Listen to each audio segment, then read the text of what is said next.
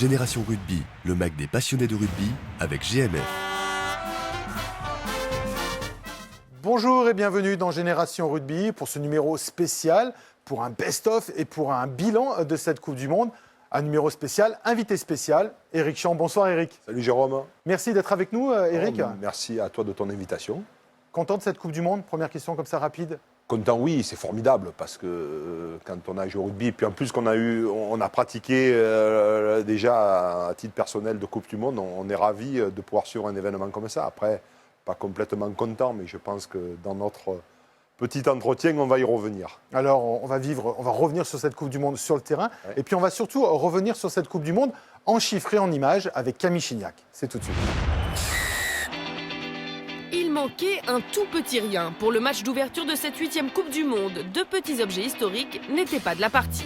Depuis 1987, les arbitres des premières rencontres de la compétition avaient en leur possession deux reliques, un sifflet et un florin en argent comme pièce de toss, datant respectivement de 1905 et 1925. Mais à 110 ans, le vieux sifflet mérite bien un peu de repos. Au rayon sanctions, stupeur chez les All Blacks, pour la première fois en Coupe du Monde, le capitaine Richie McCaw a écopé d'un carton jaune. Sensation de ce début de Coupe du Monde, le Japon a fait plier l'Afrique du Sud. L'affiche avait pourtant un air de David contre Goliath. L'Afrique du Sud, 2 fois moins peuplée, compte pourtant 2 fois plus de licenciés que le Japon. Mais le chiffre japonais devrait grimper grâce à ce magnifique coup d'éclat. Le rugby, c'est une histoire de famille. Frères ennemis en tribune ou frères amis sur le terrain. Le choc Angleterre-Galles a même pris la tournure d'une réunion de famille. Au coup d'envoi, Ben et Tom Youngs sont titulaires. Billy Vunipola, lui, est face à son cousin germain, Taulupe Faletau, qui joue côté gallois. Et dans le genre, les Samoa ne font pas les choses à moitié. Pour la première fois dans l'histoire de la compétition, 3 frères ont foulé la même pelouse. George, Ken et Tuzi Pizi ont joué ensemble pendant 14 minutes. On dit souvent que la différence entre un beau drop et un vilain drop, c'est que le beau, il fait 3 points. Superbe drop donc de Nicolas Sanchez sur les terrains anglais.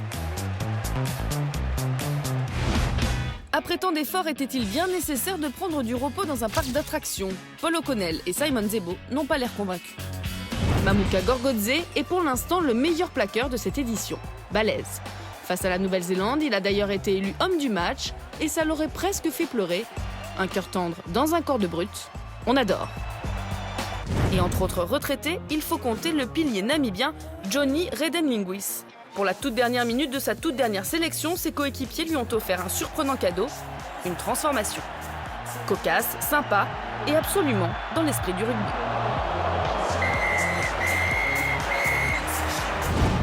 Pour redonner le sourire à ses coéquipiers, nous conseillons au pilier sud-africain Trevor Nyakane de réitérer son imitation très réussie de Dan Biggar, l'ouvreur gallois. C'était après la victoire en quart de finale et forcément, ça donne le sourire.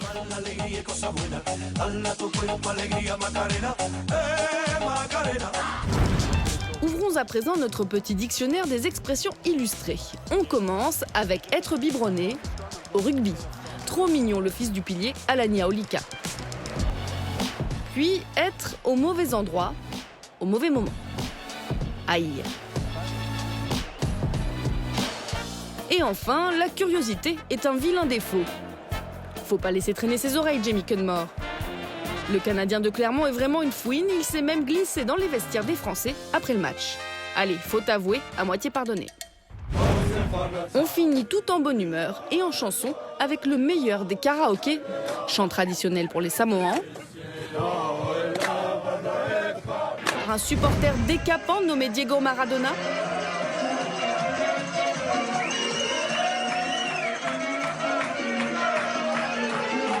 tube des années 90 pour la Namibie. Tous les goûts sont dans cette Coupe du Monde.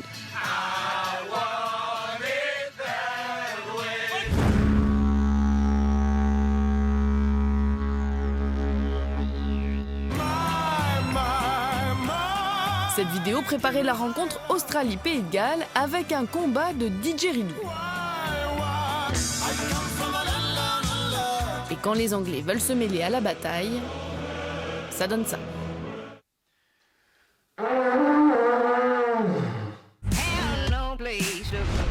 Il s'est passé beaucoup de choses dans cette Coupe du Monde. Eric, qu'est-ce que tu as retenu? Qu'est-ce qui t'a plu dans cette Coupe du Monde?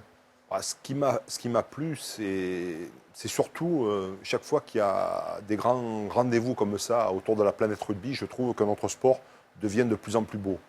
Je veux dire, moi j'ai été l'un des pionniers de la Coupe du Monde en 87. Alors les gens qui vont sûrement nous regarder s'en souviennent pas, c'est la préhistoire, mais je trouve que chacune après des étapes, chacune des rendez-vous de la Coupe du Monde a été un moment formidable. Et là on arrive à un moment où l'accélération, le jeu de passe, la dimension physique qu'ont donné la grande majorité des équipes à notre sport favori ont donné une très très belle image de ce que était devenu le rugby. Est-ce qu'il y a des images en particulier qui t'ont marqué? Est-ce qu'il y a des choses qui t'ont plu, des joueurs qui t'ont plu?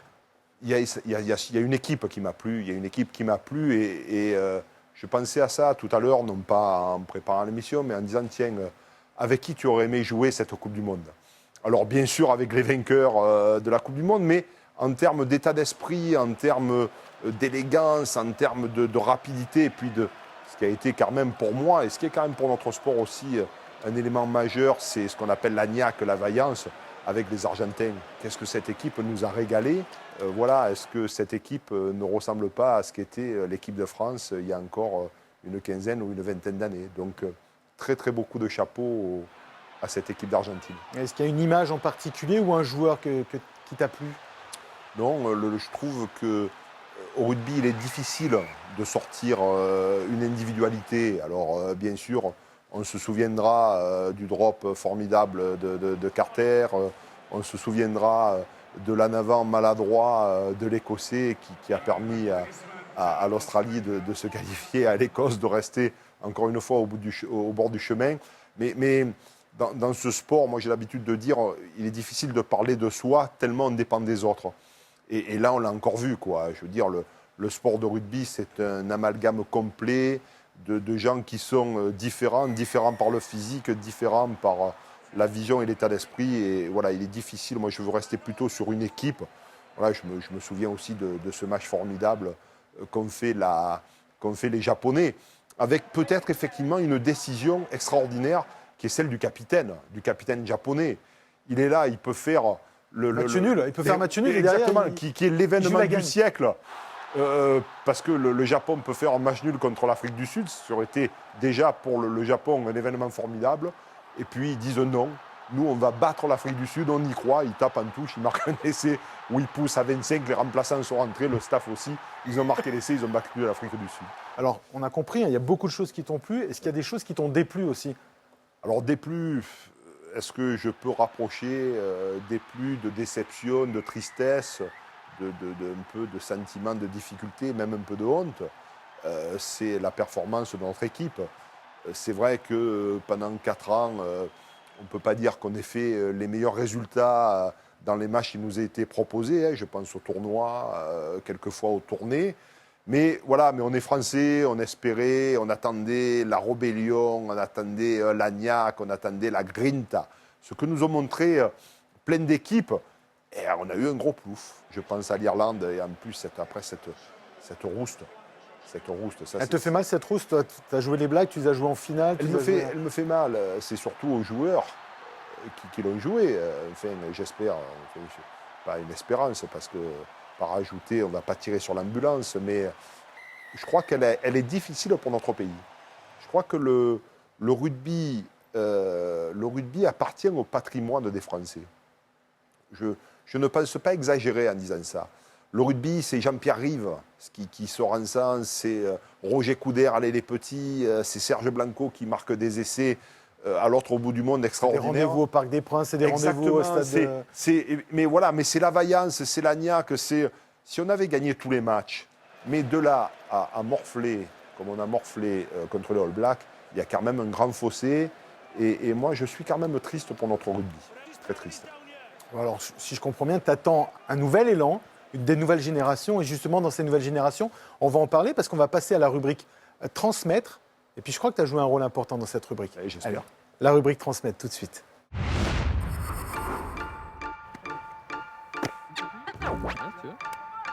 Titou la maison, 37 sélections, Coupe du Monde 99.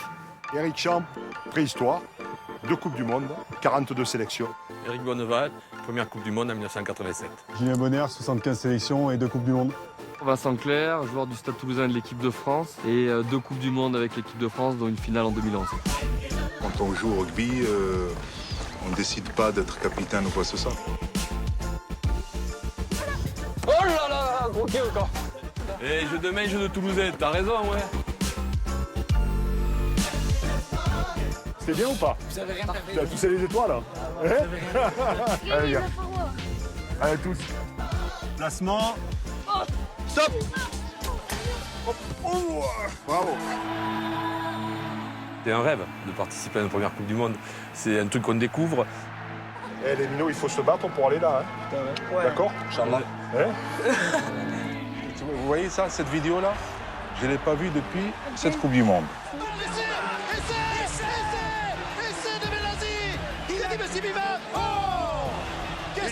Tu l'as vu? Tu as vu que j'ai aplati ou pas? Oui, moi j'ai vu que j'ai... Alors, avant la ligne, sur la ligne, après la ligne. Sur la ligne. Bon, comme on dit, la vérité sort de la bouche des enfants, donc ils l'ont dit. C'est l'arbitrage vidéo de l'époque. Le drop.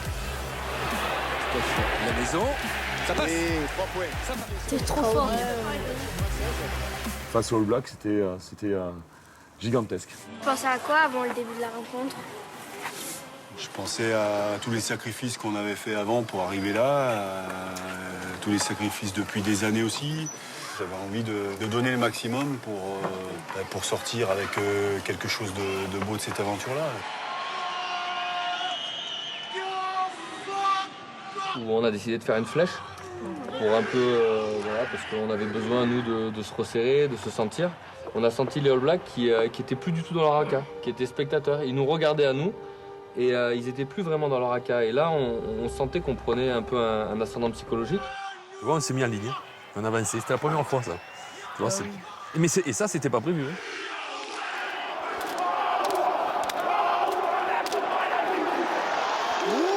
Tête contre tête, les yeux dans les yeux. Le défi terrible entre Néo-Zélandais et Français. C'est un moment très important dans la carrière d'un joueur. Très très important. Tu vas représenter ton pays pour être champion du monde. Je suis le king des kings, je suis champion du monde. C'est extraordinaire. Hein.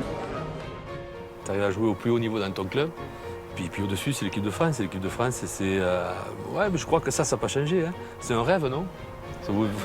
Et voilà. Les rêves que vous avez, le rugby a changé, a évolué, mais on avait les mêmes. Le capitaine de l'équipe d'Afrique du Sud, tous les joueurs de l'équipe d'Afrique du Sud pénètrent sur la pelouse encourageants. Est-ce que vous avez déjà rencontré Nelson Mandela? Ah, j'ai eu le privilège de le rencontrer en 95. Et vous savez, Mandela, il est rentré sur le terrain avec le maillot du capitaine sud-africain, François Pinard. Ah oui. Et donc ça, c'était un moment exceptionnel parce que le rugby a toujours été considéré comme un sport de blanc. Et lui, il a dit, il n'y a pas de blanc ou de noir, il y a juste un seul pays qui s'appelle l'Afrique du Sud. Et ça, c'est Mandela. Il n'y a pas Toulonnais là, les gars. Et ouais, mais un jour, tu seras jeune, après, tu seras vieux. Tu le sais, Max. Tourte, et c'est une solution. Essai de Christophe Lamaison. Premier essai. Si vous l'applaudir, vraiment. La maison qui marque. Voilà. C'est terrible pour l'équipe de France qui a fait un match exceptionnel. Énorme. Exceptionnel. Ce sont les Blacks qui sont champions du monde. Toujours le sentiment d'un peu de regret parce que ce jour-là, on aurait pu gagner. Et on n'a jamais réussi à marquer alors qu'on était prêts, quoi. Tu sais, moi, j'ai été gâté quand même, hein, parce que moi, l'un de mes plus beaux souvenirs, c'est d'avoir joué au rugby. Parce que, tu vois, là, il y a des gens avec qui j'ai joué quand j'étais jeune comme vous. C'est aussi des très bons amis. Le rugby, c'est bien pour ça aussi. Et quand on aime faire la fête avec ses copains, partager les joies et les peines, on aime ce sport. Et donc le rugby est devenu ma vraie passion dès l'âge de 14 ans.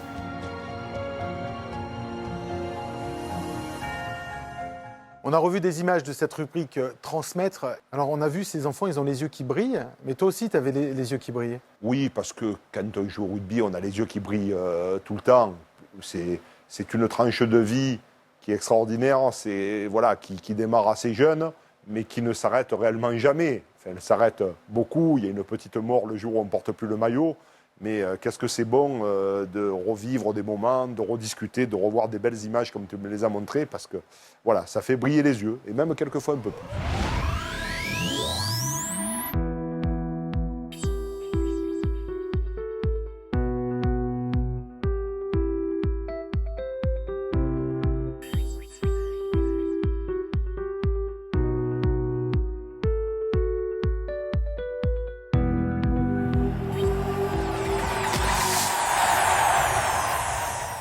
Alors vous l'avez vu, hein, cette Coupe du Monde, c'est beaucoup d'émotions, beaucoup de sentiments qui reviennent, des belles images, des belles rencontres ou des belles retrouvailles. Merci Eric. Merci à toi Jérôme. On se dit rendez-vous dans 4 ans, puisque tu as fait 2007, 2011, 2015, 2019 au Japon. Maintenant, j'ai fait plus de Coupes du Monde comme consultant que comme joueur de rugby. Donc je suis parti, je ne m'arrête plus. Eh bien écoute, merci beaucoup. Merci à vous de nous avoir suivis. Bye bye.